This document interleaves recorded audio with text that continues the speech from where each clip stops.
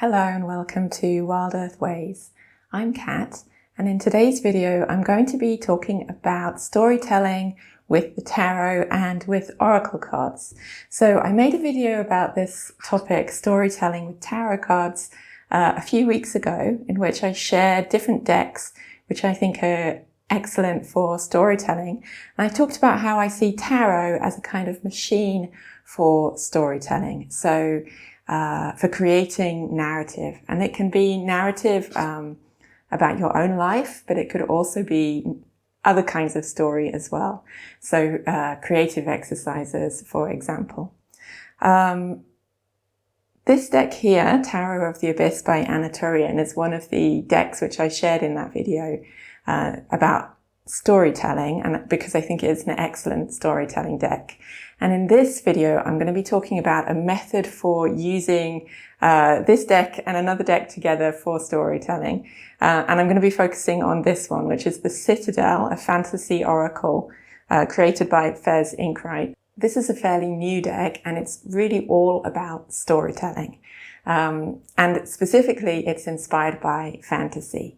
So I thought I'd talk a little bit about that first of all, and then I'm going to share a kind of spread or method for telling stories with these two decks together. But the method that I'm going to be showing could be used with any deck at all, and it could be used with just one deck as well. I'll talk a little bit about how to do that when I come to that part, but you could do this method with just one tarot deck. You don't need to have two decks, and you don't have to have particular decks for doing this. So first of all, I'm going to talk a little bit about this one, the Citadel. This is published by Liminal 11. I just got this deck this year. This is the mass market version. There is also a special edition. And I saw this deck on Danny Mystic's channel. She did a really good walkthrough of it. And it really caught my attention because I really enjoy fantasy literature. And something I like about tarot is that it's a way of kind of spending time in a different world. It's a kind of escapism, but it does give you a different perspective on your own experiences in the real world. So it's not just escapism, but it helps you to imagine and visualize another world, and which is also what fantasy literature does. And I felt that the Citadel was really interesting because it's directly inspired by the kind of fantasy books which I enjoy. So very obviously that would include the Lord of the Rings, Tolkien's books, and another series which I really like, the Earthsea books by Ursula K. Le Guin. I think they have a lot in common with the imagery that we can see in this deck. And actually, when I first saw this deck, the Citadel, I had just finished reading this book, Empire of the Vampire by J. Christoph, which I think was released a couple of years ago now, but I just read it earlier this year. And it really strongly reminded me of this deck, partially because this book actually includes some illustrations. And you can sort of see that the style of the illustrations is kind of similar to this Citadel style, and it takes place in a world which is a little bit gothic and very similar to the world of this deck. Empire of the Vampire tells the story of a vampire hunter who belongs to a group of warriors against the forces of darkness. It's a kind of semi-religious organization, and the world in which they live is full of magic and kind of strange different religions and vampires. So the vampires in this book are the bad guys and are beginning to take over the world because the sky has gone dark. And so vampires are taking over in this world, in the darkness. This is a very action-packed novel. It can be a bit gory. It's definitely not for children, but it's a pretty fun adventure fantasy novel if that's the kind of thing that you enjoy. And it really reminded me of this deck. And because I just finished it and I kind of wanted to spend a little bit longer in the world of that novel, because this is the first in a series, but the other ones haven't been released yet, I decided to go ahead and get this oracle. So the Citadel is a deck of characters. It's a kind of archetypes deck, really. Each of the cards shows a different character who lives in the Citadel. And it does include keywords. So this is what the cards look like. They are this unusual shape. So you can see here the thief, seizing the moment, selfishness. The chiromancer, delivering news, collaboration. The brawler, lack of empathy, confrontation. So they're very interesting archetypes. They sort of spur the imagination, and they aren't necessarily like cliche characters that you would be expecting to see in the deck. So I appreciate that about it. So I was thinking about how to use this deck, and one of the things that I often think about with tarot reading and drawing oracle cards is the question of choice. So how do we choose the direction that we want our narrative to go if we're drawing cards which we haven't chosen?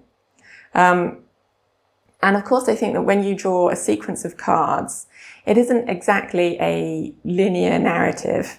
You're making decisions and choices about what the story means, because there's ambiguities in the cards, and also there's different directions you could take it according to the context, according to the questions that you're asking, according to your interpretations of the cards. But I really wanted to use this deck in a way that emphasized the question of choice in narrative. So when we're making a story, to make decisions over which way we want the story to go.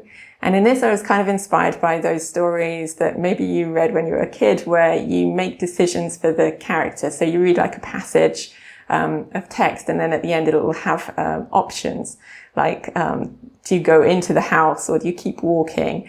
And you turn to a different page depending on which choice that you make. So I wanted to create a spread that would tell that kind of story, that would be full of choices about the route that you take through the narrative. So I'm going to show you how this works. I have the storyteller on top here, which is kind of perfect. The viewpoints and control, which is interesting because that's exactly what I'm thinking about here, is how do we control the narrative that we create? How much control do we really have over those narratives? Okay, so I'm going to use this deck together with the Tarot of the Abyss. But you could do this with any deck. And if you have a tarot deck, something that you could do is separate the character cards from the rest of the tarot cards. So you could take out the court cards and the character cards in the major arcana. So have them separately and have them take the place of this deck. So this deck is full of characters. That's basically all that's in the deck, is different people who live in this fantasy world. So if you wanted to create such a thing from a tarot deck, what you would need to do is pull out the court cards, the character cards of the major arcana, and have them separate from the minor arcana, which are kind of like the event cards. I'm going to work with a whole deck though. So I have the Tarot of the Abyss here and the Citadel. And what I'm going to do is begin by choosing one character from the Citadel. So this is who we are at the start of the story. Now this could be a spread that you do for yourself to think about something that's happening in your life, or it could be a creative exercise. It can also be something that you do with kids, that just to tell a story. How are we going to tell a story using these characters?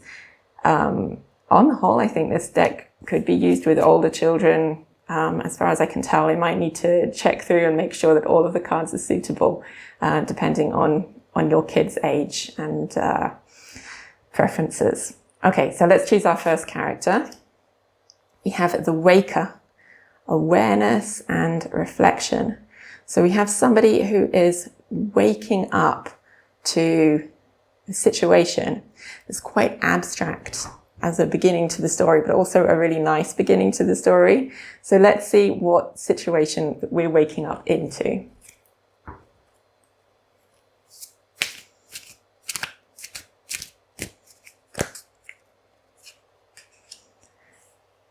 So we have Four of Cups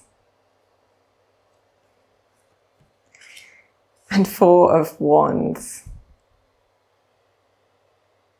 So while these are both fours, and so they represent kind of stability, even stagnation in the energy of their suits, they really represent very different situations. And what we're going to do now is choose which way the story's going to move. And I'm actually going to choose the Four of Cups. So obviously, if we were reading for ourselves, we might be more tempted to choose the Four of Wands because it's a more positive card. But for the sake of a story, somebody waking up, I'm going to choose the Four of Wands because it represents a kind of stagnant energy that needs to be woken up. That this is somebody who has been suffering from a little bit of ennui, that they have been ignoring some of the good things which are around them, and something new is being offered to them. So let's draw another character card to see what kind of encounter they have that's going to wake them up. So I choose another oracle card for this. And we have the Air. Unseeing potential, hesitation. I really like that actually in the context of this card because it really makes me think of a kind of Hamlet sort of energy, that it's somebody who has been held back in a way that has not been able to step into their full potential and has been wavering between different ways that they can show up in the world. So I like the idea that our waker, somebody who is waking up to into their life, into their power, is an heir. So I'm thinking of someone who is like a Hamlet character, who has all sorts of intrigues happening around them, but so far has not really taken fully part in their own life. So we have our character. Let's find out a little bit more about what their story is. So we'll draw another card. Six of Wands and Knight of Swords. So the Six of Wands actually really echoes this Four of Wands. We're seeing a celebration, we're seeing a kind of a victory in this card. The Knight of Swords is a bit different. We can see this labyrinth in the background of this character, and this character really waking up to their potential. So I see this card as following on very clearly from this. So there's a process of waking up. In the context of a story, I quite like this kind of underground, crypt-like scene. So I can imagine a story in which the character has gone underneath the city and is discovering down there some of the intrigues happening in their world. So let's see who they meet next.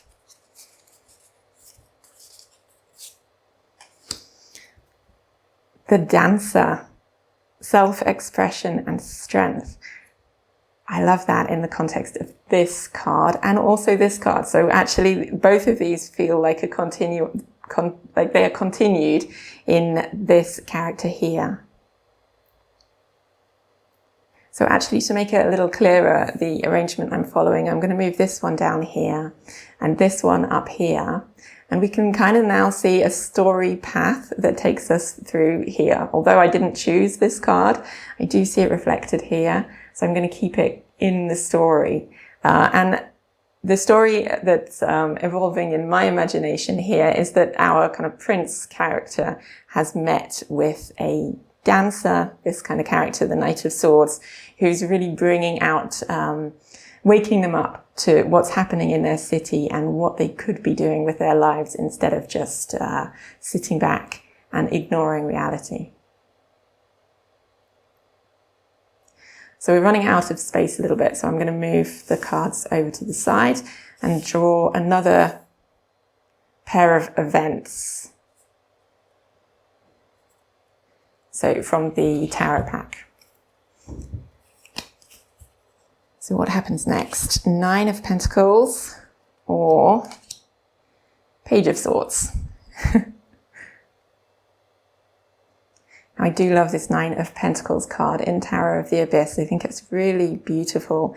But the choice offered is between sort of being within a place, being in a garden, complete, fulfilled. I feel like that's more the end of a story kind of feel, whereas this Page of Swords is much more at the beginning of an adventure. So I'm going to go with this one. It's very, very similar to the Knight of Swords image, really.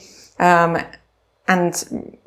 kind of a step back when you think about tarot sequence, but in a way, I like it as a progression from here, because we've got this orb rising up, and giving more light to what's around you. And also there's this book here as well, which brings in another element of learning and wisdom and creating a new story.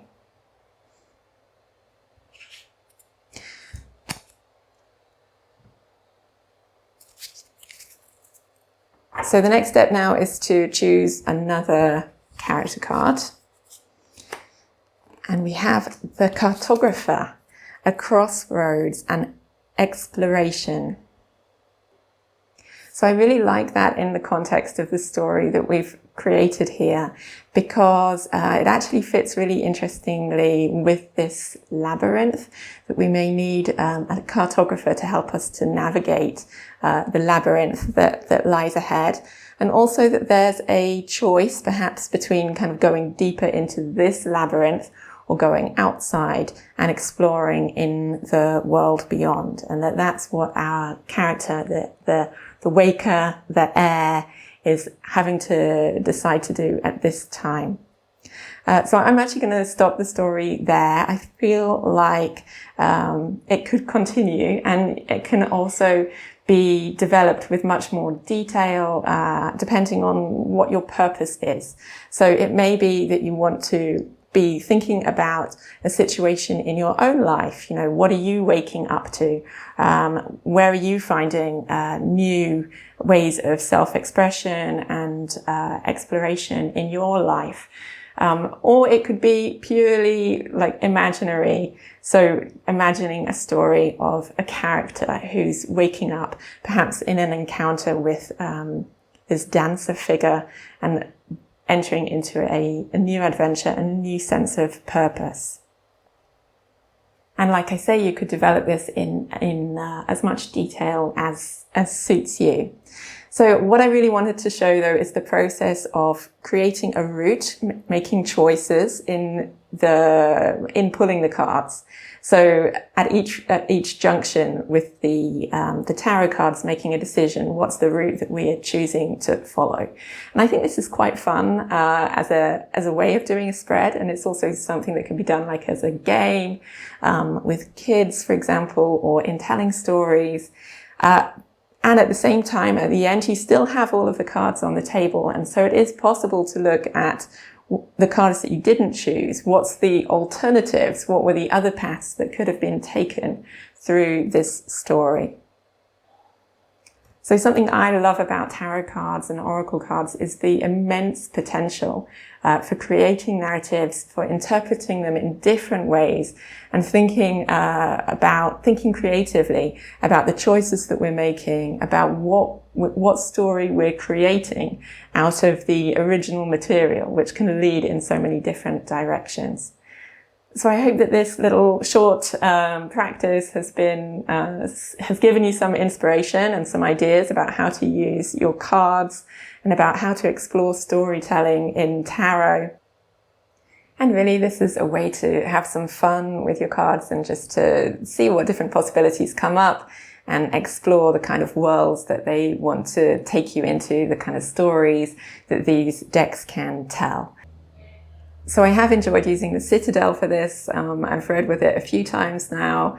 I'm not sure how exactly it's going to fit into my reading practice, but I do find it quite fun as a way of creating stories in this kind of manner, paired with a tarot deck. If you want to see more detail about this deck, I think I'll link Danny Mystic's video down below, because I thought that was a really good walkthrough, and she explains all about the way the deck's put together and what the creator had in mind for the deck. So thanks very much for watching today. I hope that you've enjoyed the video and that it's given you some ideas and inspiration. This is just a very quick one. It's very, very hot here today. We're at 40 degrees centigrade here in Israel. So I'm going to keep it short and go try and cool down.